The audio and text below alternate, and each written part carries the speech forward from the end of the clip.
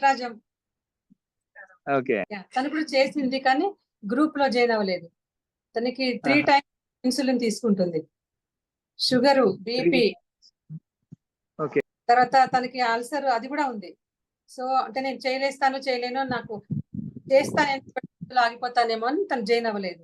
కానీ కంప్లీట్ చేసింది తను మొత్తం.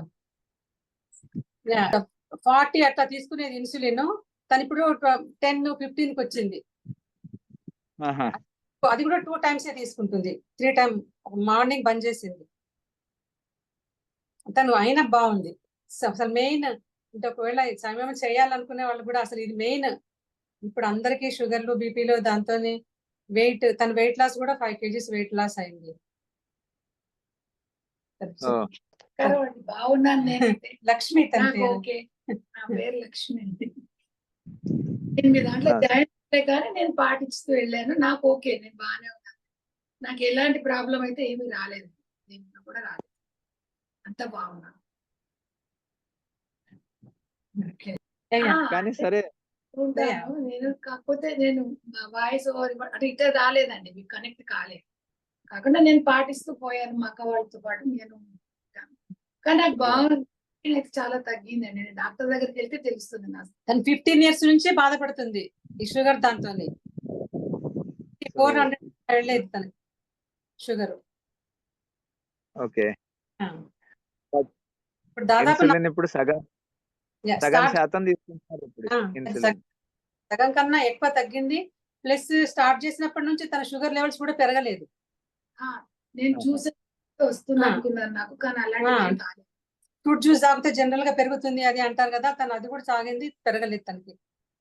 డాక్టర్ చెప్పారా మరి? డాక్టర్ ఏమన్నారు? వెళ్ళలేదండి ఇంకా ఇది కంప్లీట్ చేసి వెళ్తానని. 3 months యావరేజ్ అడుగుతారు ఆయన, అక్కడనే ఆగిపోయాను. అసలు ఫస్ట్ నేను జాయిన్ అయింది, నేనైతే సుజాత చెప్పింది నాకు ఇట్లా ఉంది ప్రోగ్రామ్ అంటే. మేము చేసి దాన్ని చెప్పాలి. నా పేరు శోభా శర్మ, నా ఏజ్ 60. వెయిట్ నేను జనరల్ గా నేను చూసుకొని ఇప్పుడు కూడా చూసుకోలే. కాకపోతే నాకు తెలిసింది నా ఇంచు లాస్ అయింది, 100% ఇంచు లాస్ అయింది. అది నేను చెప్పగలుగుతా. కానీ మెయిన్ నేను జాయిన్ అయింది ఏదో వెయిట్ లాస్ గురించి కానీ వేరే రకంగా నేను జాయిన్ అవ్వలేదు. నేను చేసే యోగంలో నాకు అంటే మంచిగా శ్వాస జరగాలి అని నేను మెయిన్ జాయిన్ అయింది. అంటే మేము చేసే భగవద్గీతలో కృష్ణుడు చెప్పిన ఆ యోగమే మేము చేస్తాము. అది 1 year నుంచి మేము స్టార్ట్ చేస్తున్నాము. దాంట్లో చేసే శ్వాసకి ఏ అడ్డు రాకుండా క్లీన్ గా ఉండాలి బాడీ అని ఆ విధంగా జాయిన్ అవుతా నేను అనుకున్నాను. కానీ వచ్చిన తర్వాత మాత్రం చాలా మంచి ఎక్స్పీరియన్సెస్ ఉన్నాయి నాకు.